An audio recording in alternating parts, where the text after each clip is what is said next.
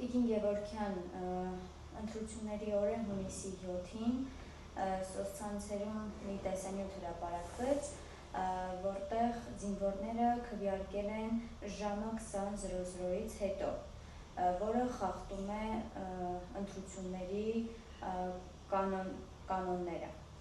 Դուք ինչ կարծիք ունեք այս մասին։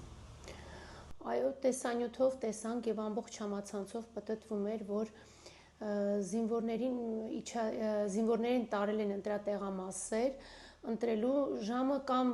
19:55 կամ 58, այսպես ասած 2-3 րոպե մինչև փակվելը։ Եվ բացի դրանից նաև Մեղրի զորամասում 11:00 թե 12-ին մոտ էր արդեն, երբ արդեն որոշ ընտրատեղամասերում հաշվարկներ էր գնում, նոր մեր զինվորներին տարել էին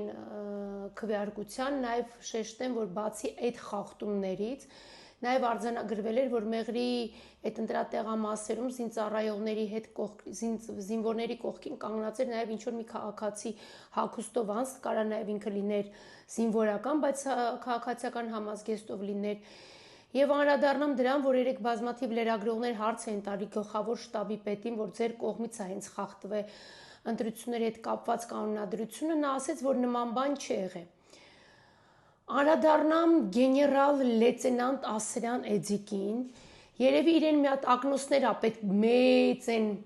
Յաննա Սոլինշկի այդ մուլտիկի մեջ այդ մեծ ակնոցներն առնենք իրեն, որ ինքը իր այդ վարդագույն ակնոցները հանի եւ լավ տեսնի իրենց կողմից կատարված կոպիտ խախտումները։ Եթե ԿՊ-ն կարող է մնացած ուժերին ասի, որ մեկը ընտրակաշառք է փրթեթվել, մեկը ընտրություններ նախախտե, ընտրության կարգ ու կանոն նախախտե, ամենամեծ խախտողները եղել եք դուք, ամենամեծ խախտողը եղել ես դու, քանի որ զորքի անմիջական հրամանատարն ես, զորքը ենթարկվում է գլխավոր շտաբի պետին, զորքի պատասխանատուն դու ես անձամբ թուրք, եւ դու չես կարող այսօր ասել, որ ոչ մի ընտրախախտում չի եղել, անմիջապես քո կողմից է եղել, դե պարզ է, դու տեղ դրածո անձ ես, քեզի հրամայելա Պապիկյան կոչեցյալ, իսկ Պապիկյանին հրամայելա իր վարչապետը։ Մեծ ընտրախախտումներ ա եղել, նշեմ, մեր զինվորականները ընդհանրապես մեղավոր չեն, ժամկետային զինվորներ են, հրամանատվել այդ երեխեքն կատարել են, նաև ասում են, որ դիրքերից նոր են իջեցրել, եթե դուք գիտեք, որ ամսի 7-ին բոլորին տանելու են ընտրության, այդ դեպքում դուք շատ հանգիստ կարող եք մեկ օր շուտ իջացնեք, զորքին հավուր պատշաճի տանեք ընտրության, ոնց եղել է նախկինում։ Ես 2-3 անգամ, երբ ծառայություն եմ ունեցել զորամասերում, մեր զորքը շարքով, զամպալիտը շարքով տարել է եւ շարքով բերել են երեխեքին։ Իդեպ ասեմ, որ ընտրատեղամաս զորքը մտնում էր, ժողովուրդը շատ հանգիստ, մեծ հաճույքով տեղեր տալիս զորքին։ Տիկին Գևորգյան, նաև երեք հայտարարվեց, որ լրագրող Նարեկ Խաչատրյանին կանչել են 25-օրյա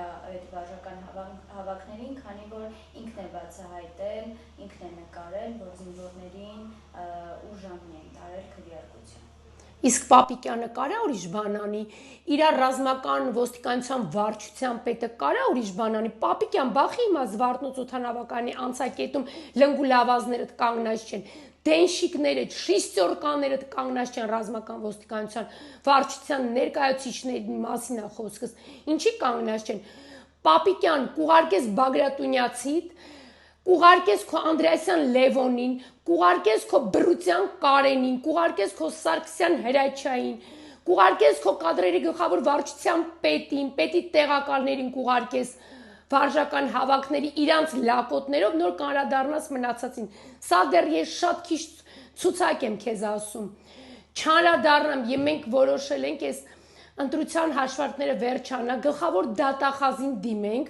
Պապիկյանի կողմից արված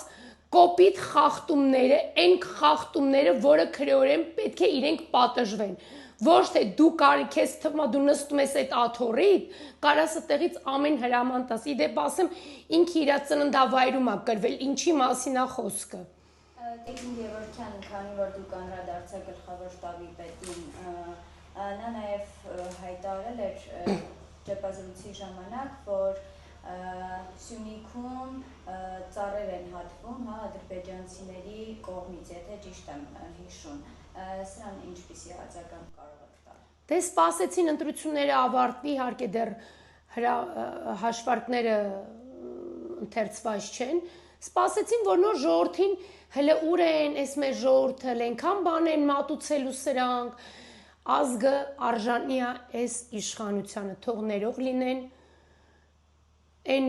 կատեգորիան, որոնք իրականում ուզում են, որ Հայաստանը լավ լինի, իրականում ուզում են, որ պրծնեն այս ցիգանսկի տաբրից, այս թուրքերից, որ վերջանային, իհարկե ոչինչ ավարտված չէ, սա Պապիկյանը վեր կգնա, կասի, դա սուտ է, իրեն բնորոշ, բացի սուտից այդ մարդը բան չգիտի, ոտով գլխով դու ես սուտ, հեսա ասել են, նա էլ սկսելու ասելը, ոնց որ ասես չէ, այդ ժամանակ ջերմուկի համար էլ անդրադարձավ, ասեց պետք էր տենց ասվեր, տենց գլխիդ խփել էին, ասել են տենց կասես, դու էլ այն զուբրիտի պես ասում ես այն, ինչ քեզ են ասում,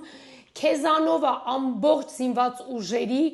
արժանապատվությունը գնում, քոպես թուրքով ես գցում սպայի արժանապատվությունը,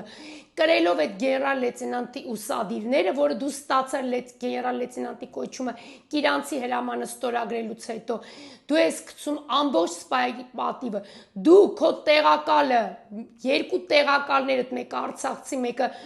ոչ բարով ասֆալտի վրա ծառայողը, դուք եք մեր